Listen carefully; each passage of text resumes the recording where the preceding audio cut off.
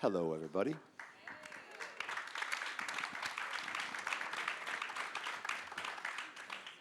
So, thank you guys for joining us here in Paris generally, but also for this particular panel.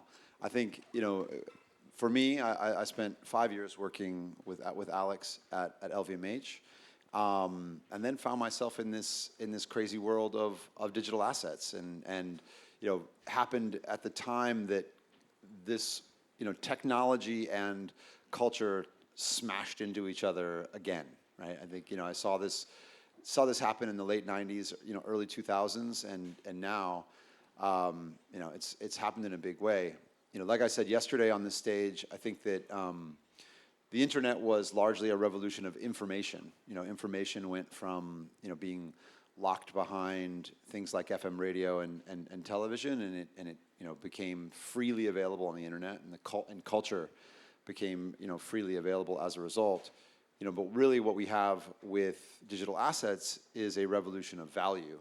And personally, I think it's going to really fundamentally change the way a lot of our businesses work. I think that in many ways, the same impetus for buying a very expensive watch is the same impetus for buying a very expensive NFT, or a relatively expensive NFT.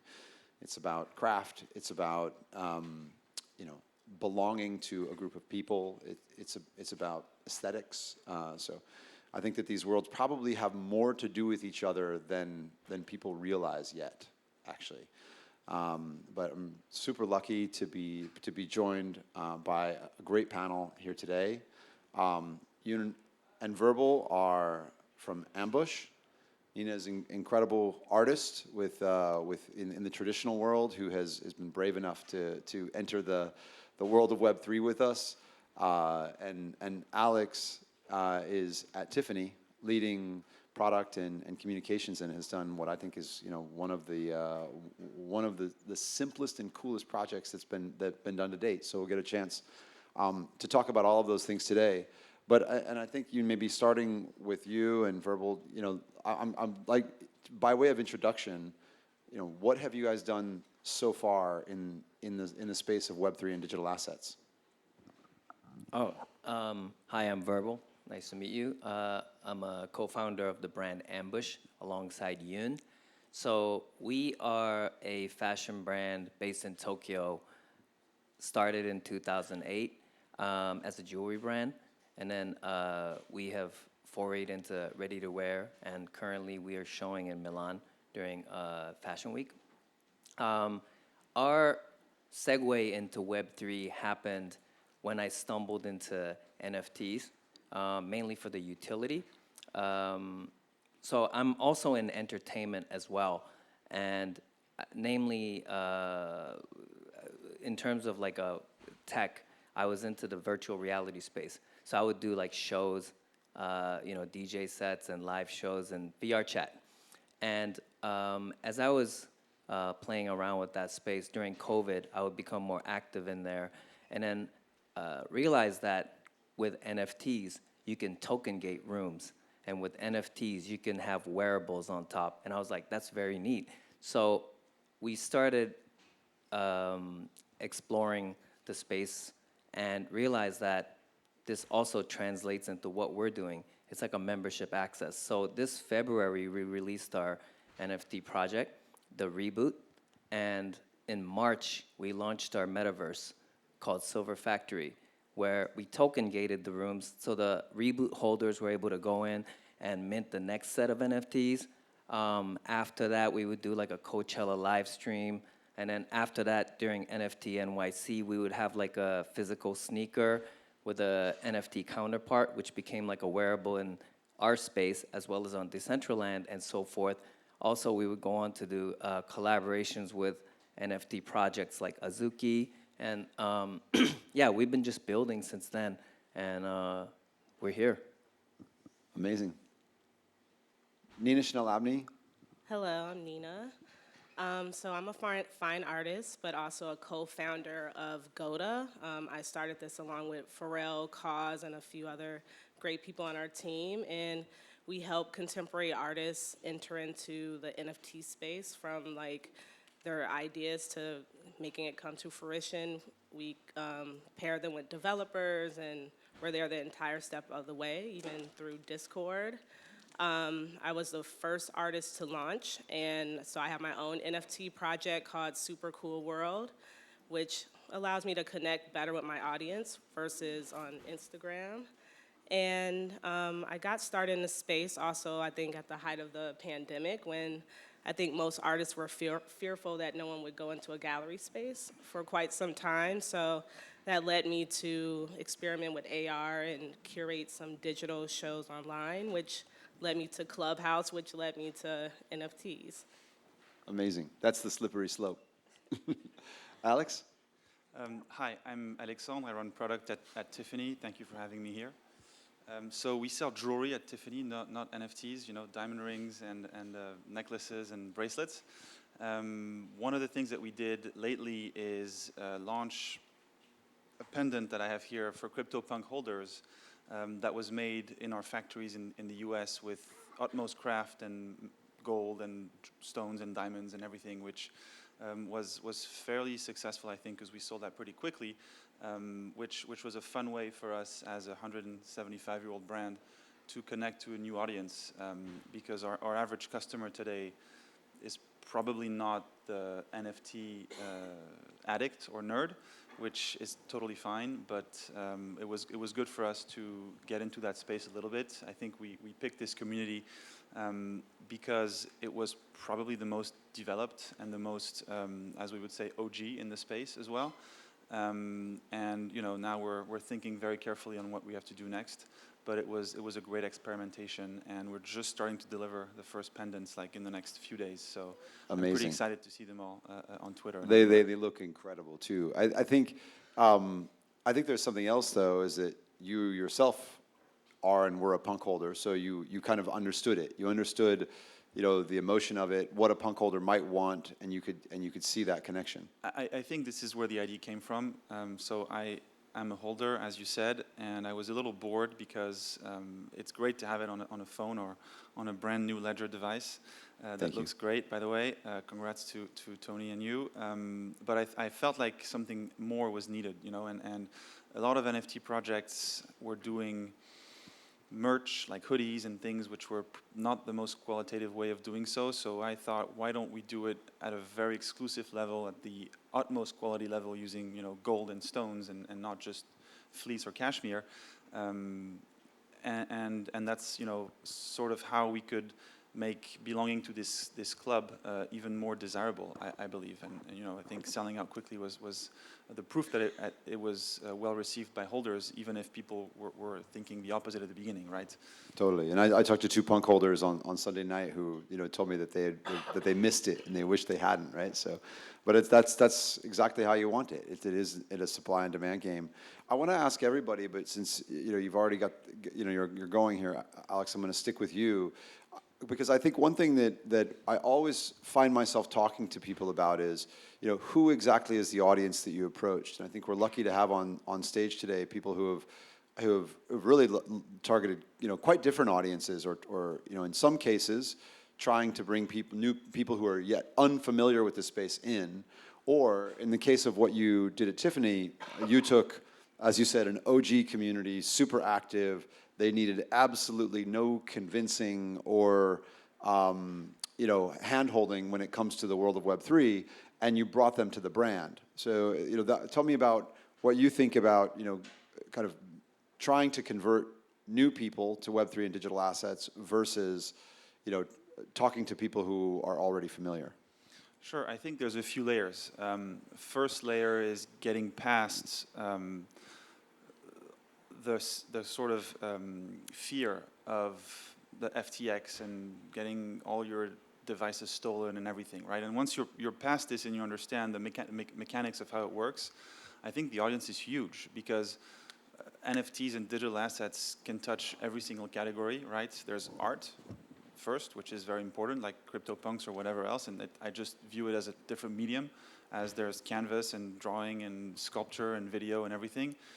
There's token gated rooms, like Verbal was saying, right? There's the possibilities are infinite, right? You could view it as membership, you could view it as new kinds of products. And so I believe that once this first layer is gone through, the audience can be super broad. Now what I think we all have to work collectively to do is how to break the barrier and how to get people excited about it and not scared anymore, right? By clicking on the wrong buttons and everything. And I think, Ledger Devices is a great idea to do that, but it's still, there's still a barrier to entry, I believe, for people to really get access to it. Absolutely. And I think it really honestly just takes a long time. My recollection is that there was a very long time between Winamp and the iPod and the better iPods, and then ultimately Spotify and and high-speed networks that with unlimited data. You know what I mean? Like there a lot of things have to fall into place over a long time. But I completely agree. Except the difference with that is the music industry was already existing, right? And the music industry completely changed itself, or the internet or whatever. This is completely new. So I think it's going to take a long time. But since it's so new, there's no real ground or anything for people to. Yeah, and you have a completely new habit, which is for people to collect digitally. That is a new thing. I think and I agree. We had this conversation earlier today, actually, about kind of the existence of the music business before the iPod. Yet the distribution of personal computers was actually not that broad. And really, think about from 2008 to today, 6.5 billion smartphones, which is where the opportunity. I always joke that in 2008, like a lot of us went, oh, now we know why we've been developing these applications. Finally, there's a platform for it, right? So, again, it just takes a long time.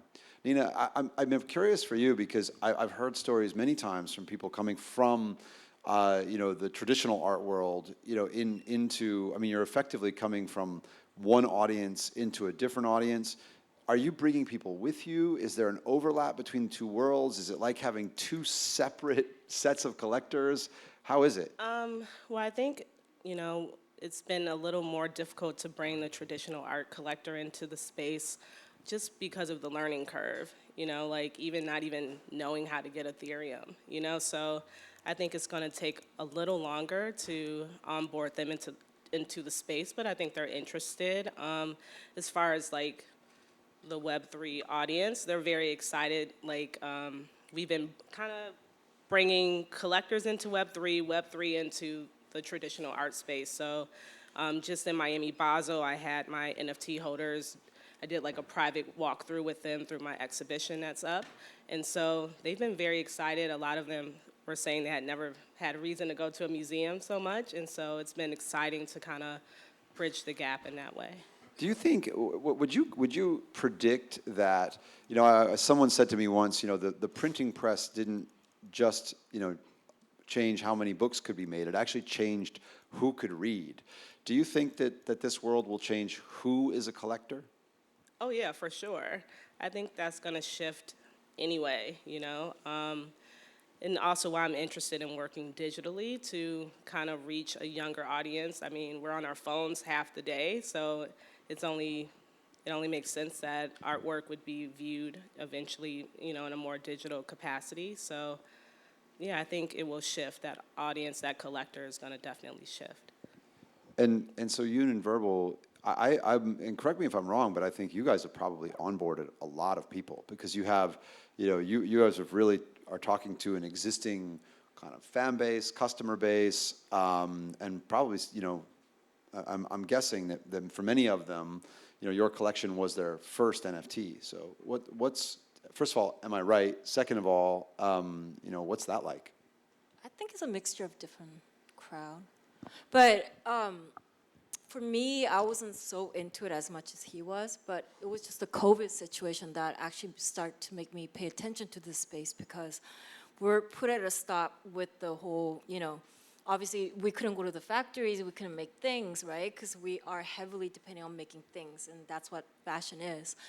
And during that time, what got me really interested in the metaverse more than the NFT side was how can we provide a platform where we can actually engage with people who are not, we can meet physically together, but also find a way to kind of connect over the topic of fashion or different things like music, that all the culture that you're talking about here.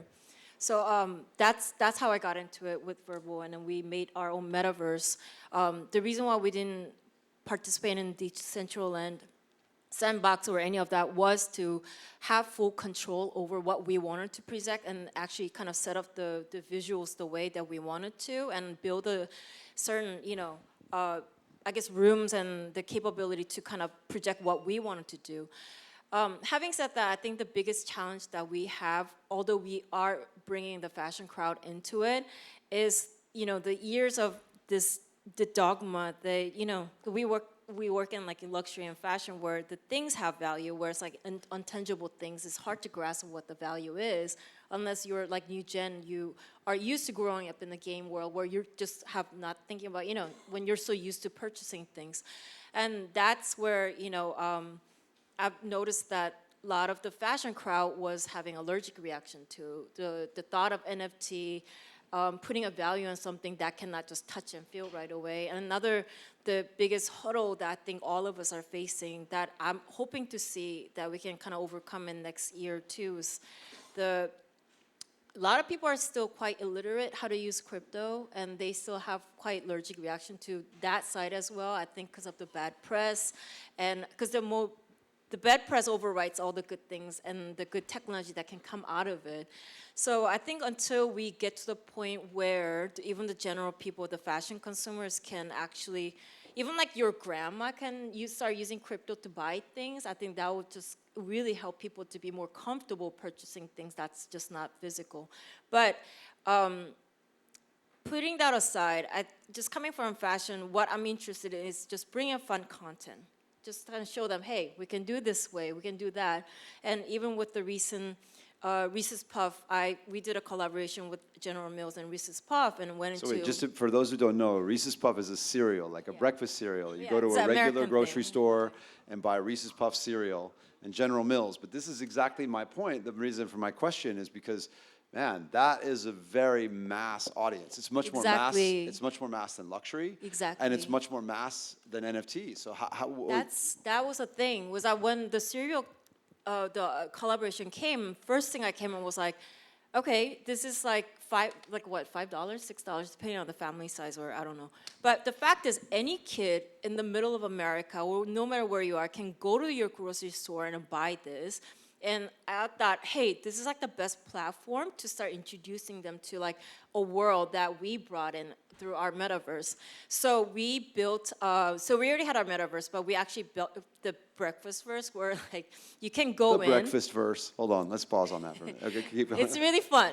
So you can go in. So if the kid can have money to purchase the limited edition, the bowl and things that we bought, you can actually go in there and you can play to earn and do things. So we're trying to do those kind of activation where we're just kind of inviting people without intimidation, like anyone can access from their phone and just kind of enjoy it together as like no matter where you are all over the world. So I don't want to push like I guess like, kind of like the hierarchy that we often see in the fashion, but it's just more kind of make it a little bit more softer and easier so that the people don't get intimidated is our goal. I think it's so interesting. I really thank you guys for sharing this because it really, you do get the whole spectrum here. With what Tiffany did, it went super targeted, right? How many total did you sell? 250. 250, right?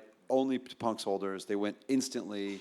It was a great, and that's a great success. And I think that's, I think that's something that's actually quite interesting, right? Like, if you posted a photo on Instagram and got 250 likes, that wouldn't be a great success, right? But to sell 250 of these punks is a great success. And again, I think that's a super important point as we think about the difference between a revolution of information and a revolution of value, right? And then I think what you're trying to do, Nina, in really bridging this gap, right? And I think it's quite brave, to be honest, because I know that, and I think, by the way, all of this is brave, because, and that was what I wanted to touch on next. But before I do, because of what you guys just said, I wanted to actually touch on creativity. You mentioned, fashion, music, and sort of art, film, et cetera. What's interesting to me is that I think that these distinctions, okay, well, this is fashion because it's made of fabric and I sell it in this way, and this is music because it's 3 to 5 minutes long and it's part of a 15-track collection and I post it on Spotify. You know what I mean? So in other words, like format has has really driven creativity in a lot of ways. But with NFTs, which probably won't even be the word 15 years from now, right? It's so fuzzy, and this line between fashion and art and music, and there's kind of a big what is it, right? And so I'm curious, like as artists and designers, you know, what this canvas, like how you think about this canvas and how you think about this digital canvas differently than, say, making jewelry.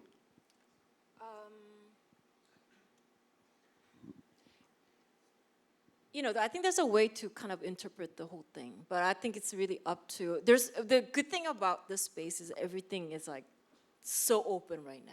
So you can kind of make your own rules and, you know, what you want to dictate through your own creativity and what you want to do with it. For us, what we're interested in isn't so much about like just making skins and those things yet, but it's starting with a platform, bring the content that we already built in the Web 2 space, like, you know, the real world content that maybe to this point was just only accessible for, you know, certain fashion crowd. Bring that over, and then through that, we're going to start like unlocking some of the things that we're building right now to just kind of slowly kind of, I don't even want to use the word convert. I think it's just about just kind of having them expand their mind to see there's so many different ways of consuming and enjoying what fashion could be, and that's what we're trying to do. So like, I really don't like the word like trying to put them over to Web3. No, it's just kind of like different way of consuming information. Nina, when you were creating your collection, you know, how were you thinking about it differently than you think about your traditional art? Well, I did a generative project, so it was kind of hard to kind of give up control and not know how the images were necessarily going to turn out, but it actually was very cohesive to my process because I use a lot of collage, so it was basically almost the same of creating all these different elements that the program then collaged on my behalf. But as far as the other artists, I think we're excited to work with other contemporary artists to push the boundaries of what you can do, you know, depending on their own individual artwork. Yeah, it's a new canvas is what I find exciting about it. I mean, Alex, for Tiffany, and when you're thinking about, I mean, you know, when you're thinking about product at Tiffany, this is a product, but do you, you know, how do you think that there might be an evolution of digital product for Tiffany? Might it involve, I've bought an engagement ring and now I have a digital something to commemorate that moment, or where does it go? It could, you know, I think we're not ready yet. We're very, very entrenched into physical products because they're at the essence of who we are and what we've been doing for 170 years. I think NFTs and digital products are a way for us to talk to the audience that spends half their day or 3/4 of their day on their phone or on Roblox or whatever, just so that we can, you know, stay in their minds and stay relevant. When we were their age, we would be at the mall, and now they're all on these platforms. So if our brands are not present in a way or another, we might lose relevance.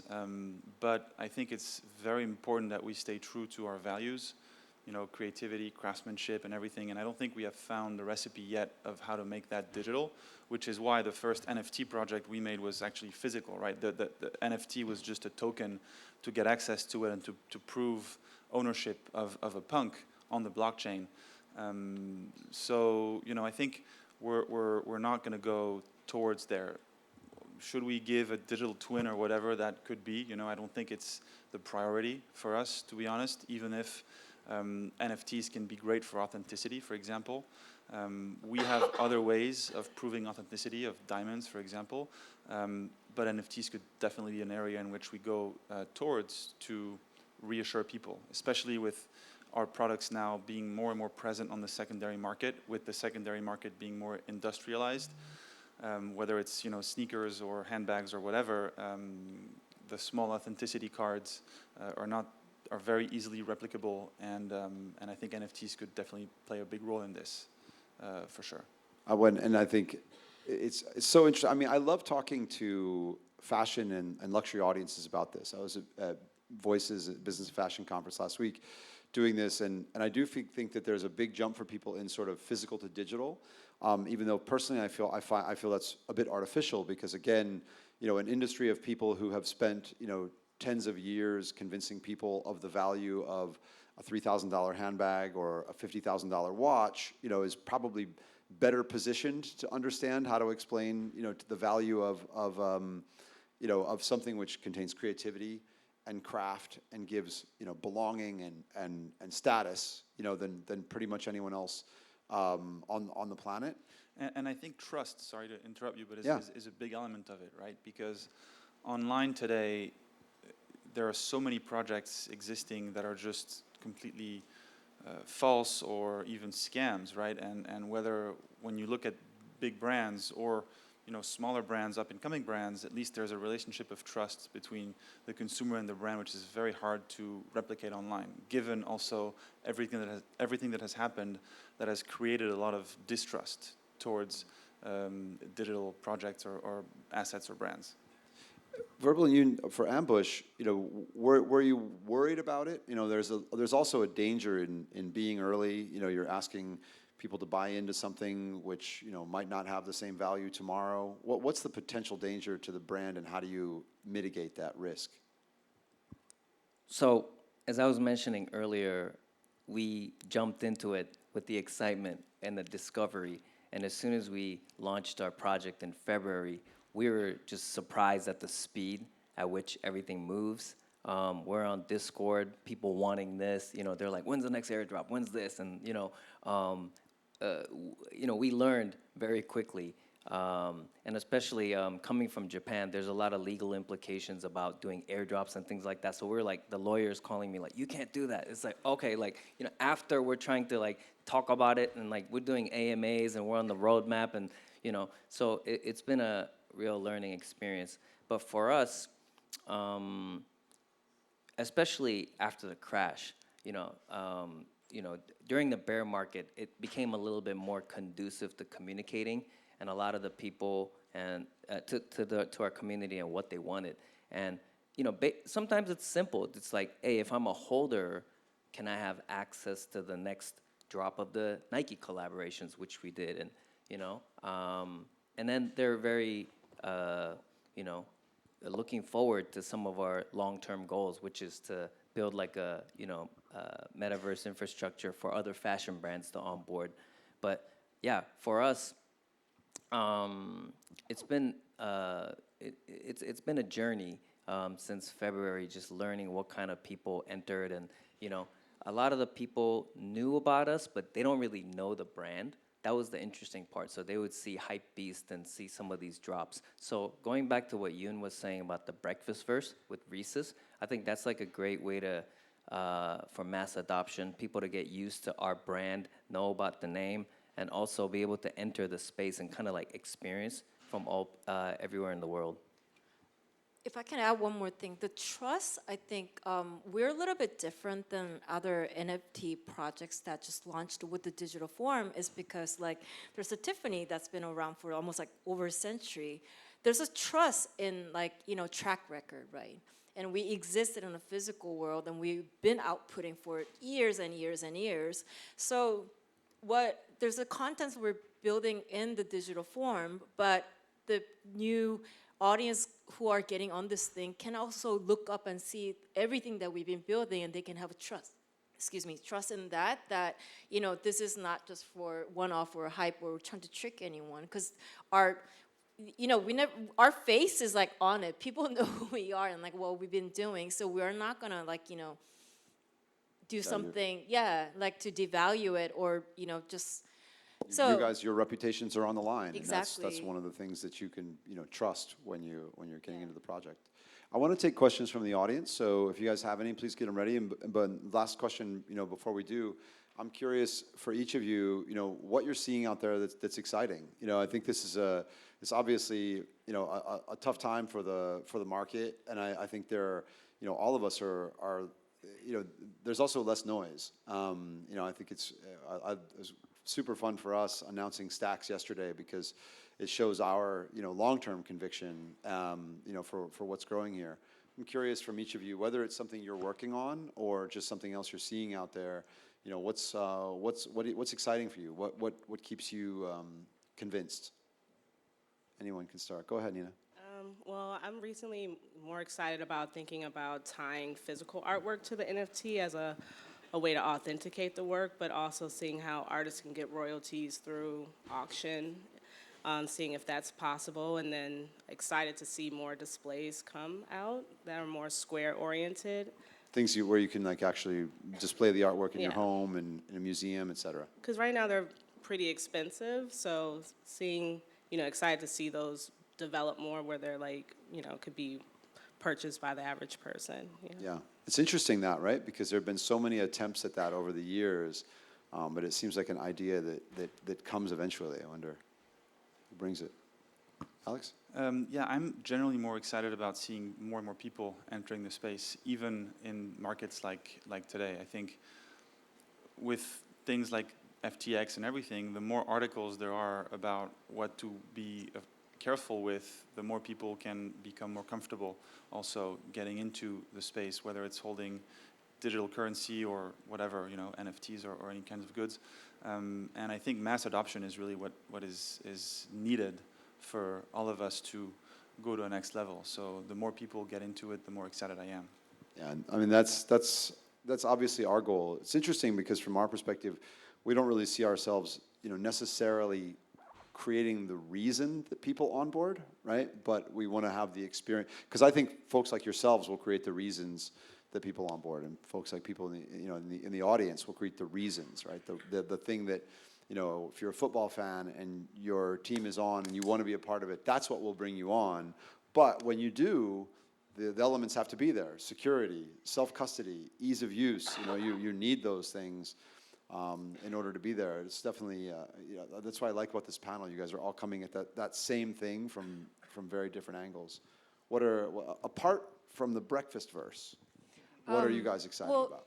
Definitely a lot of the recent AR and VR technology, I think, because we work in fashion, so, we do have to think about what we create in terms of fashion, how can we really translate that into like human form? Because I think it's one thing to think about it in like, out there, some alien characters, but at the end of the day, like the value that, the fashion side, I'm talking about the fashion world, still put on is like, people want to see it in human form. So like, we're looking into a lot of volumetric like scanning and those things, how we can bring that to life and also add fashions and skins to it, and then we can all kind of like gather in like ourselves maybe in like the platforms that we're building and kind of enjoy and engage with each other rather than just kind of like a random character. Because I think that's definitely what I see from fashion Vector is that they still want to appear in themselves, like, and then they want to kind of have digital goods with this. So on my end, I think those things are pretty interesting. Yeah, just to add, our mission is to make everything as frictionless as possible, because I think, well, just to kind of go back to where before we started the Ambush Metaverse, when I was doing the shows in AR, in VR chat, the first show I ever threw, 2 people showed up. I was like, okay, cool. Next show, 10 people showed up. Okay, we're getting there, 2 digits. And then like, as soon as we got on the web browser-based metaverse, like thousands of people came on, because all you need to do is send people like a link. And it's light and it's very easy, and from there you can connect to a wallet, and if you're a holder, you can get, go into token-gated rooms and so forth. So I think for us, it's about onboarding different brands, especially because we're based in Tokyo. There's a lot of cool brands, a lot of culture, and many of the brands and the designers are kind of shy from jumping in just because they don't really know how to start. So last year, exactly last year, I was talking to a lot of the big brands, some of our older brothers, OG brands, saying, hey, there's this great technology. I was like huffing and puffing, like there's this thing called NFT and you could do this and that. And they're just like, no, just shutting the door in my face. And then recently, when I just showed them how easy it is to jump into a metaverse, and like, hey, try this out.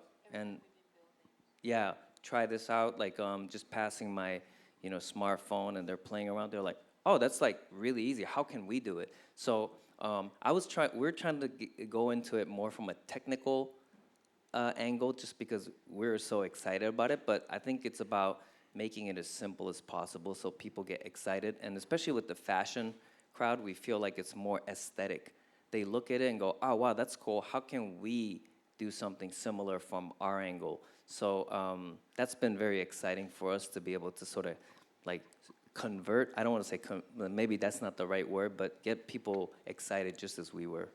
Amazing. Let's take some questions from the audience. Oh, there's a mic and everything. Guys, oh, it works. First of all, thank you very much for bringing your understanding and knowledge of the fashion craft to the space. You were talking about literacy on the fashion crowd and how they get to understand this tech. Taking it on the other standpoint, how easy or difficult was it to get those very technical, digital, rebellious even people from the space to understand the fashion codes and luxury? For me, this is a question for me. Anybody who wants to take it. You know, I mean, look, I think it's very similar to what's being discussed on stage here, because I think it's all timing, right? You know, when I came into LVMH, I didn't call them. You know, they called me. They were ready for that. And I think that, you know, the challenge with all of this stuff, and I think you're hearing it on stage, is, you know, both sides really working, you know, with respect for one another.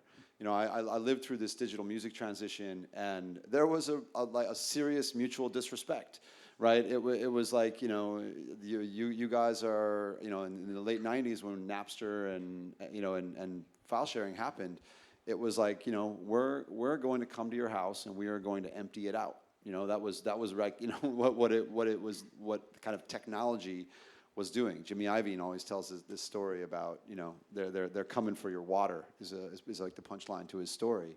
But I think in this case, I think that to me there's a lot of shared values here. That's actually why I personally find, you know, the world of digital assets and fashion luxury so, you know,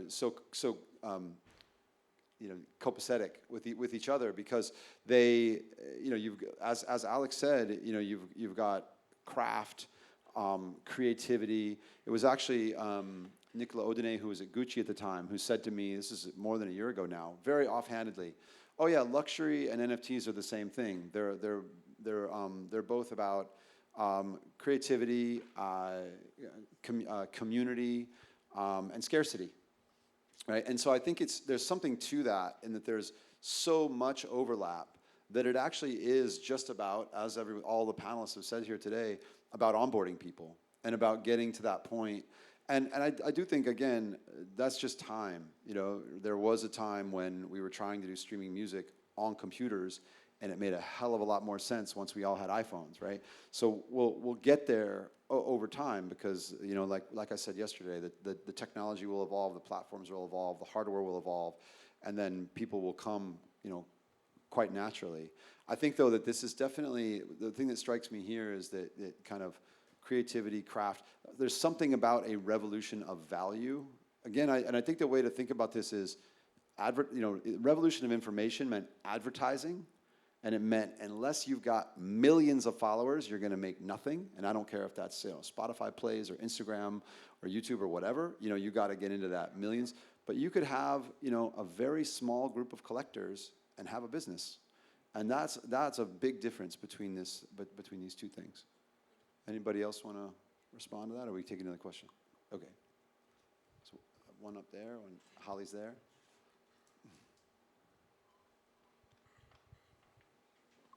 I'll jump in.